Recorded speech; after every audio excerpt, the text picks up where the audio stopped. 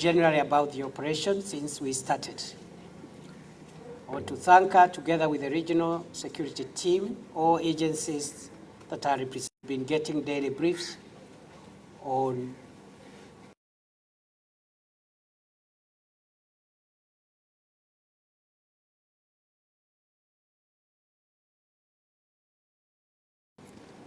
to join the officers there who are doing search and rescue. And we'll also be making further communication regarding search and rescue.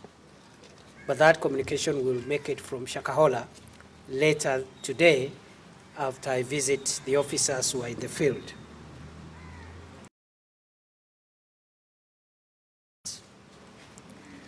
Who have been doing a great job here. The director of the homicide and pathologist, Dr. Johansen Odwor, the government chemist team, well-wishers who have supported us with the supplies for the operation.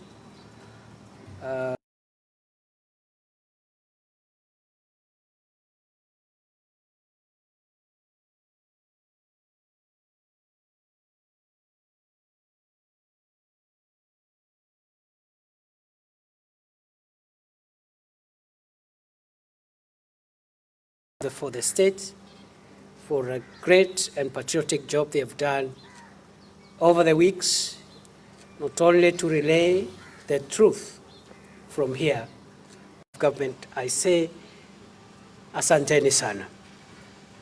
Ladies and gentlemen, until now, the total number, and they have already been recovered and are part of the human remains that will be the subject of post-mortem examination. Sadly also,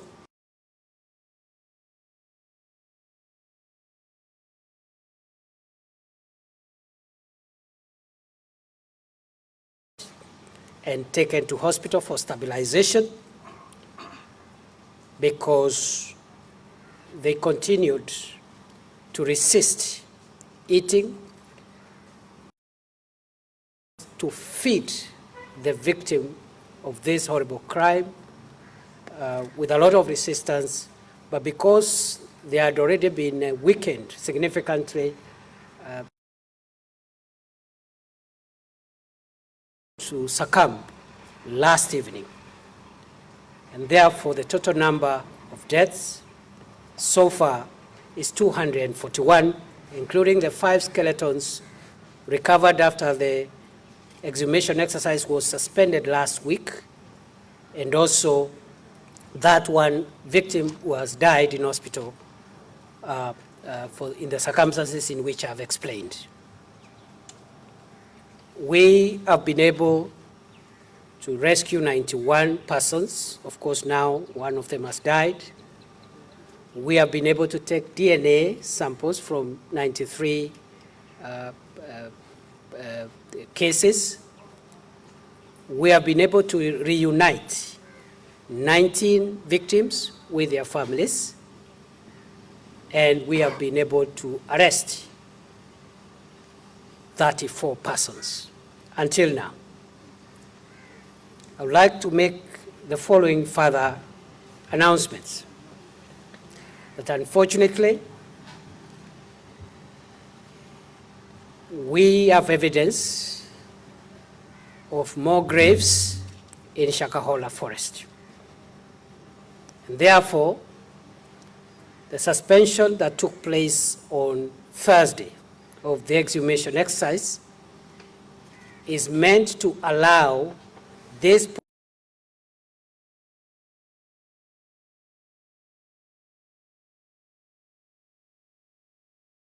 make sure that we are able to free this hospital mortuary because it is of limited capacity, and there are other deaths.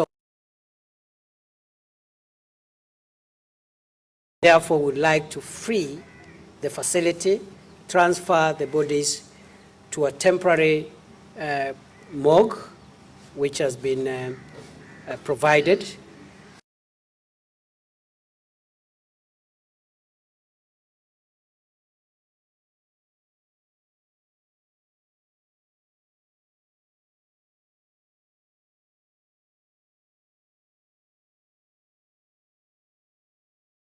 It is sad, but that is the position.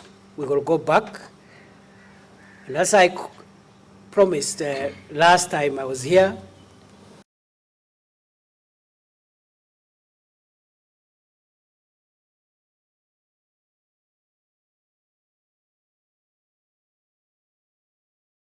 the government of Kenya, the government will not hide any information concerning anything about how long it will take this process that we are officiating the commencement today of phase 2.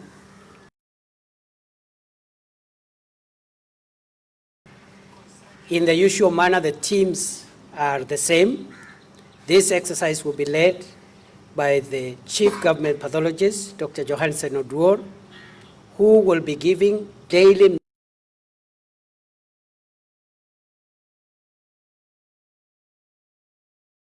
5 p.m. Therefore, those updates will continue to be available, but the other teams are here, the forensics teams are here, government chemist is here, DCI, the Director of Home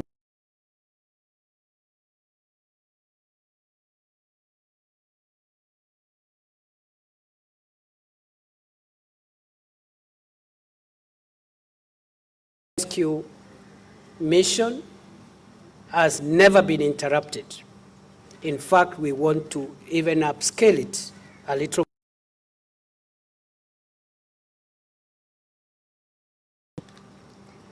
We believe, other than the additional graves that we have evidence and we have data showing that there are more graves there, we also believe there are more people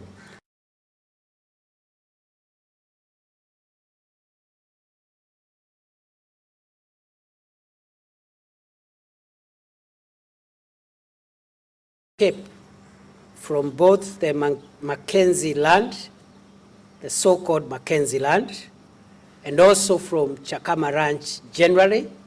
And we have been able to intercept some, rescued them as they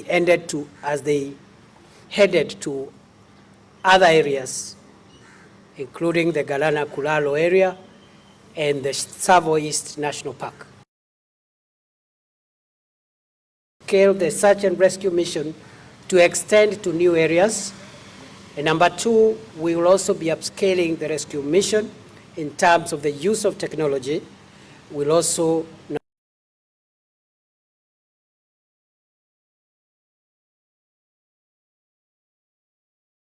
comb the entire land and make sure every inch, every meter, every kilometer is accounted for and is cleared in terms of search.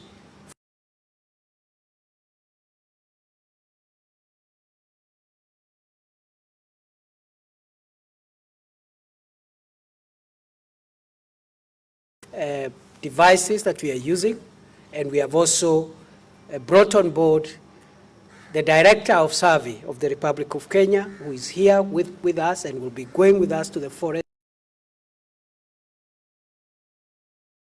From that area, every millimeter of that forest and ranch will be searched, and we will rescue anybody there, whether they are alive. We believe, much more than before, that the offenses committed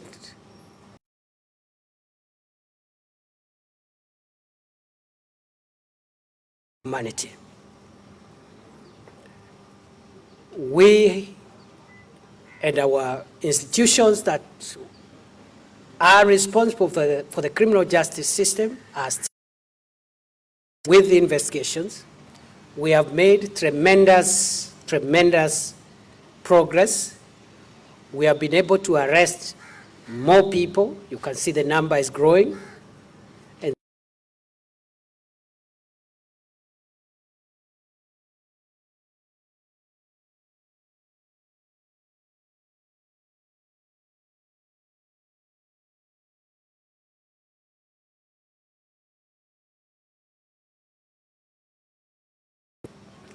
that in order for us to establish with accuracy the responsibility for these crimes,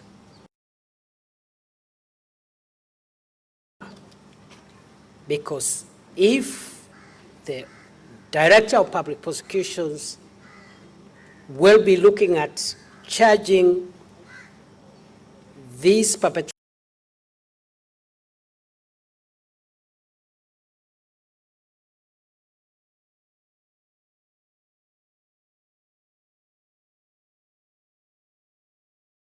is what happened all over the world. Those who know history and who have followed proceedings of international criminal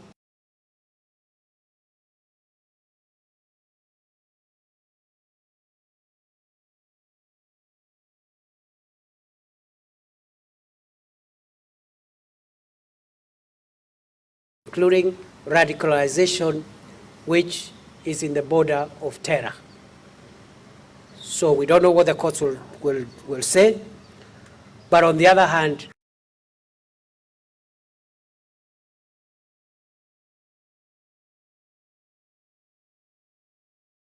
cases on all the suspects we take to court to charge them not with frivolous or third, fourth, fifth level types of offenses, because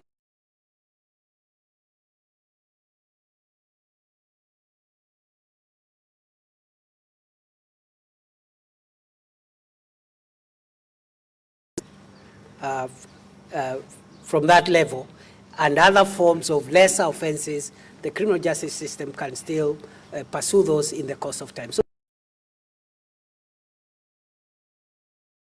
for the patriotic patience of every Kenyan, because it's one thing to rush and charge somebody in court, is another one to sustain a conviction, especially for serious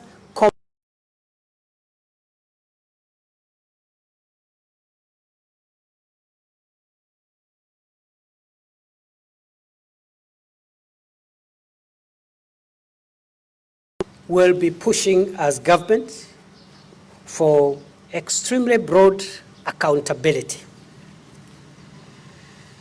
Whose omission or commission led us to this horrible local community, because we are engaged in this thing for the long term. I want to applaud the political leaders especially, which is to make sure two things. One,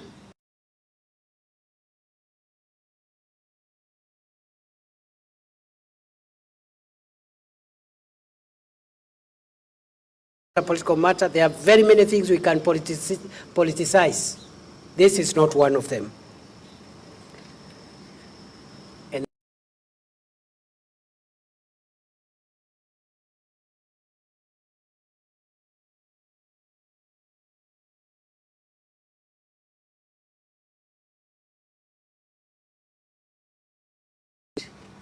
nobody will be allowed to trivialize and politicize this matter.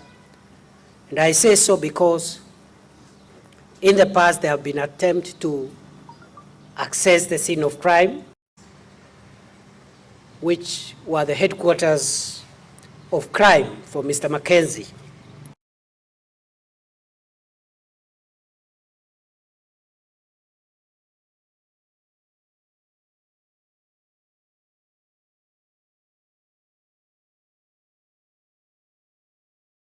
Extended accordingly. I think we have so many long-term measures that we'll be announcing in the course of time.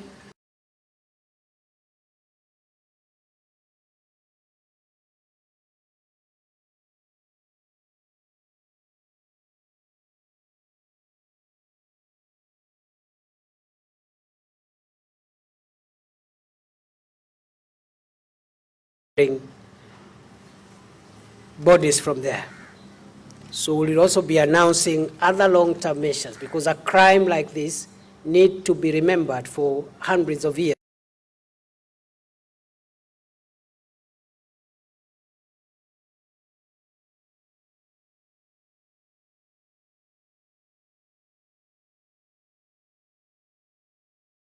all organs of national security without exception. Every organ of Kenya's internal security will be reorganized, revitalized as a way of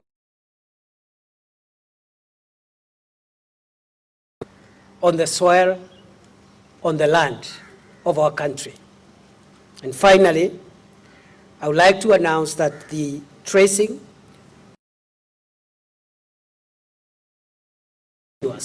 and has not been interrupted. And all persons who have loved ones who are missing, not necessarily connected to this incident,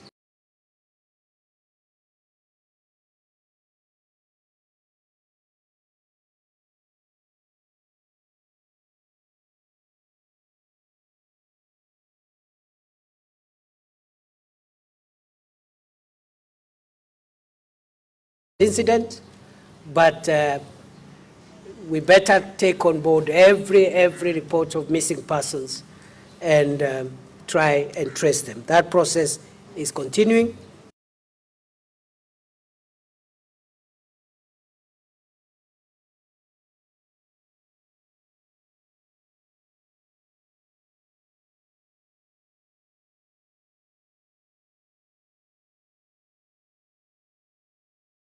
I am informed by the experts led by the chief government pathologist that this exercise might take some time, but they will try and expedite. They are working very hard and will make sure.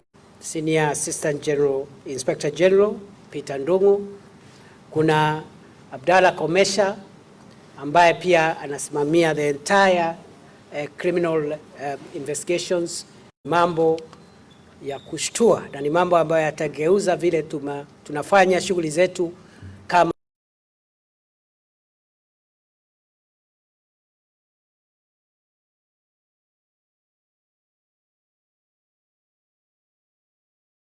muda kidogo, kwa sababu makosa ambayo yamefanyika hapa kulingana na ushahidi ambao tumepata tayari ni makosa ambayo yako katika kiwango cha kuliwa hatua na sio hatua ya kuhamishwa, sio hatua hata ya kufutwa kazi.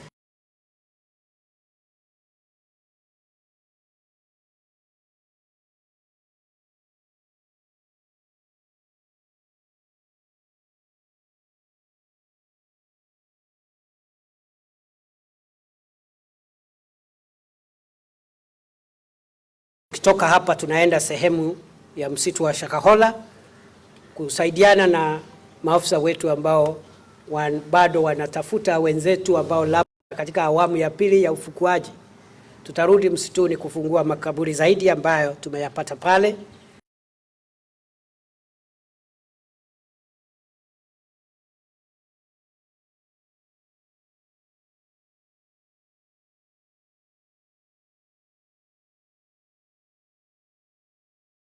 Ondoka pale mpaka tuhakikishe tumewatafuta wote na kuwapata na kuwahifadhi. Vile vile operesheni ya kutafuta wale ambao wako pale inaendelea. Tunataka iwe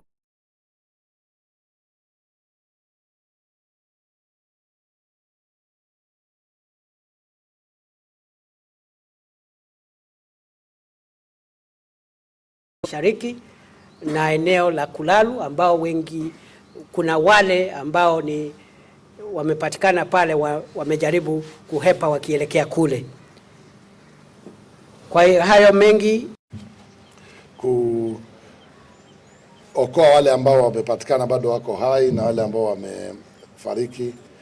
Sisi kama county tutaendelea kushirikiana waziri na serikali kuu kwa wale ambao wanaendelea hapa, tuhakikishe kwamba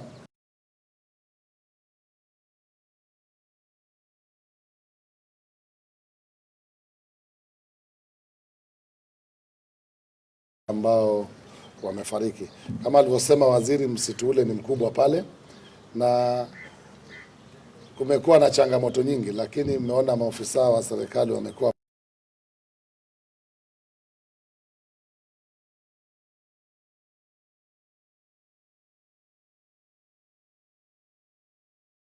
kushukuru timu yote ile wanafanya kwamba tutaendelea kushirikiana mpaka tufike kilele cha sherehe hii. Najua imeleta jina tofauti ya Kilifi County. Siku hizi ukisikia tu Shakahola na Kilifi County mambo ya Mackenzie, lakini hakika kama unavyojua waziri, mambo ya Wakenya kwa mambo mengi, na pia hili tutalihimili, na hakika kwamba baada ya yote yakifanyika Kilifi County